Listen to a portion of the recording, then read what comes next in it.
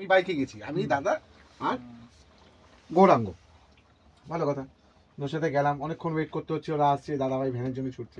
দুজনকেই জিজ্ঞেস করছি বাড়ির লোক চা খাও না। ও আচ্ছা আচ্ছা,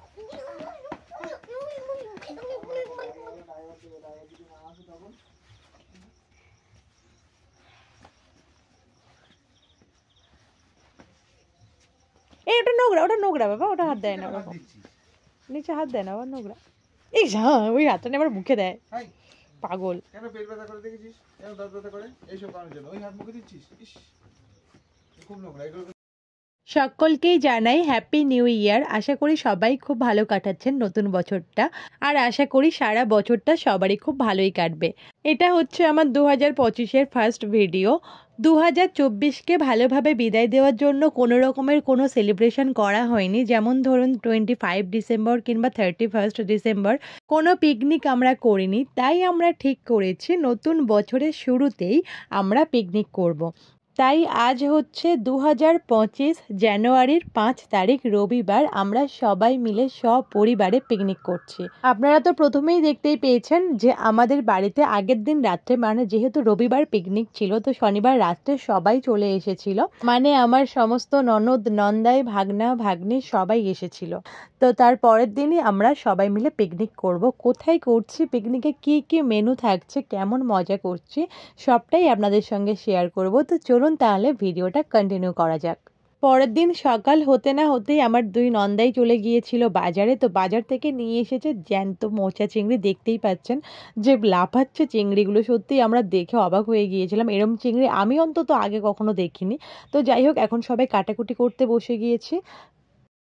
আজ আমরা পিকনিকটা করব বাদার মাঝখানে, মানে মাঠের মাঝখানে। এটা হচ্ছে আমার ছোট ননদ, মানে আমরা সবাই মিলে হাতে হাতে সমস্ত কিছু নিয়ে এসে রাখছিলাম, এক জায়গায় জড়ো করছিলাম মাঠের মাঝখানে। আর এইদিকে কাঠ জোগাড় করছে, মানে জ্বালানি জোগাড় করছে আমার দুই নন্দাই, মানে গাছ থেকে আর কি শুকনো শুকনো পাতাগুলোই নামিয়ে নিচ্ছে, নিয়ে জ্বালানি হবে।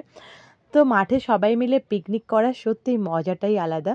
আর এখানে আমরা সবাই বললাম যে হাতে হাতে সমস্ত কিছু নিয়ে আসছিলাম, যা যা প্রয়োজন আর কি। এখানে জানেনই তো যে একটা রান্নার জন্য কত কিছু প্রয়োজন হতে পারে, তাও আবার মাঠের মাঝখানে, বাড়ি থেকে অনেকটাই দূরে। ওই জন্যই আমরা সবকিছু সবাই মিলে হাতে হাতেই নিয়ে আসছিলাম, এনে এক জায়গায় জড়ো করছিলাম। তো চলুন এবার আপনাদেরকে দেখাই যে আমরা কোনখানে পিকনিকটা করছি, মানে জায়গাটা কেমনভাবে আর কি গুছিয়েছি আমরা। তো এখানে দেখুন দুটো উনান করা হয়েছে, মাটি মানে ইট দিয়ে সাজিয়ে উনানটা করা হয়েছে। আর আজকের পিকনিকের মেন হিরোকে আপনাদের সঙ্গে একটু পরিচয় করিয়ে দিই। এটা হচ্ছে আমার সাথী ননদের ছেলে, মানে এর নাম হচ্ছে সাকনিক। একে হয়তো আমার ভিডিওতে আপনারা আগেও দেখেছেন, মানে আমাদের বাড়িতে এসে কাংরাঙা পাড়ছিল এক সময়, তো আপনাদেরকে সেটা ভিডিও করে দেখিয়েছিলাম। ও এখন দা আর নারকোল নিয়ে এসেছে এটাকে কাটার জন্য। বলুন তো এটাকে কাটা ওর পক্ষে সম্ভব? কিন্তু ও কিছুতেই শুনবে না, সমস্ত কাজ ও মানে সবাইকে হাতে হাতে করে দিতে খুব ভালোবাসে। আর একটু দুষ্টুমি করে ঠিকই, কিন্তু ও প্রচণ্ড কথা শোনে, যে যে কাজটা বলে ও সেটা সঙ্গে সঙ্গেই করে দেয়, কোনো কিছুতেই না করে না। আর এদিকে রান্নার জন্য দুটো জলের ড্রাম বলেছিলাম, যেহেতু জলটা অত কষ্ট করে বয়ে বয়ে আনাটা আর সম্ভব হচ্ছিল না, ওই জন্য দুটো ড্রাম বলে দিয়েছিলাম। ড্রাম দিয়ে গেছিলো জলের, মানে কেনা জল আমরা এখানে ব্যবহার করেছি, রান্না বলো কিংবা খাওয়া বলো। আর ওই যে দূরে দেখতে পাচ্ছেন কাঠকুটো জোগাড় করে নিয়ে আসছে রান্নার জন্য, এটা হচ্ছে আমার নন্দাই। এই মাত্র যে ভাগনাটাকে দেখালাম সাকনিক, তো ওরই বাবা। বাবা তো ভীষণই কাজের মানুষ, ওই জন্য ছেলেও বসে থাকা পছন্দ করে না, কাজ করতেই ভালোবাসে। যাই হোক, এদিকে আমাদের পিকনিকের জন্য চাল বসে গিয়েছে, মানে ভাতের জন্য। আর এদিকে আমাদের হিরো তো রান্না করতেই ব্যস্ত, দেখতেই পাচ্ছেন। বললাম না ও বসে থাকা একদমই পছন্দ করে না, ওর মা হাঁক দিতে মারতে ও দৌড়ে পালিয়েছে। তো এইদিকে কাটাকুটি হচ্ছে। আর এই যে হচ্ছে আমার সাথী ননদ, আর ওই যে পিছনে ওই মহিলাটাকে তো আপনারা চিনতেই পারছেন, আমার যা রীতা। আর এই হচ্ছে আমার ননদ, আর এই হচ্ছে আমার ছোট ননদ মানে সাগরিকা। ও আলু ভাজার জন্য আলু কাটছিল, একদিকে ভাত বসে গিয়েছে, অন্যদিকে মাছ বসিয়ে দিয়েছি, মানে মাছ ভাজা।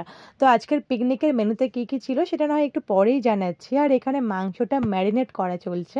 সত্যি বলতে আমরা এখানে সবাই একসাথে হাতে হাত মিলিয়ে কাজ করছিলাম, যার জন্য কারোরই তেমন খুব একটা কষ্ট হয়নি, সবাই মিলেমিশেই আমরা সামলে নিয়েছি সবটা। এখানে তো আপাতত এখন মাংসটা কিছুক্ষণ মাখিয়ে রেখে দেওয়া হবে। আর এইদিকে রীতা যেটা করছে, এখন নারকোল থেকে দুধ বার করছে, মানে চিংড়ি মাছের মালাইকারির জন্য আর কি। নারকোলের দুধ তো ব্যবহার করতেই লাগবে।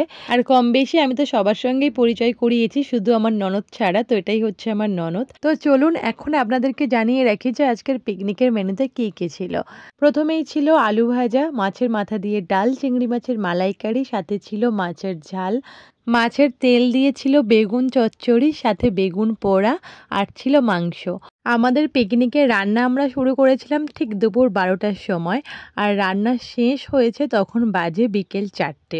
মানে খাওয়া দাওয়া শেষ করে সমস্ত কিছু গুছিয়ে নিয়ে আস্তে আস্তে আমাদের বিকেল 5টা বেজে গিয়েছিল। ও আপনাদেরকে তো আরেকটা মেনুর কথা জানানোই হয়নি। আজকের কিন্তু আমাদের মেনুতে ছিল পাঁপড় পোড়া, মানে পাঁপড়টা ভাজার কথা কারোর মনেই ছিল না, তাই পুড়িয়ে খাওয়া হয়েছে। এটা কিন্তু আমরা সবাই ফার্স্ট টাইম ট্রাই করলাম, তো বেশ মজার লেগেছিল খেতে। তেলে ভাজা পাঁপড়েরই মতন বেশ মচমচে হয়েছিল। রান্নার পরে পরেই যে ভালোভাবে আপনাদের সঙ্গে শেয়ার করব রান্নাগুলো, সেটা হয়ে ওঠেনি। তাই খাওয়া দাওয়া শেষ করেই আপনাদের সঙ্গে ভাবলাম একটু শেয়ার করি, যেহেতু অনেকটাই খাবার আমাদের বেঁচে গিয়েছিল। এখন খাওয়া দাওয়া শেষ করে সবাই সবকিছু গুছিয়ে নিয়েছি, এখন যাব বাড়ির পথে। অনেকটাই দেরি হয়ে গিয়েছে আমাদের, এখন বাজে ঠিক ঘড়িতে 5টা 10-15 এরকম একটা হবে। তো চলুন তাহলে আজকের ভিডিওটা এখানেই শেষ করা যাক। আর আপনাদের আজকের ভিডিওটা কেমন লাগলো অবশ্যই কমেন্ট করে জানাতে ভুলবেন না। তো চলুন তাহলে, টাটা।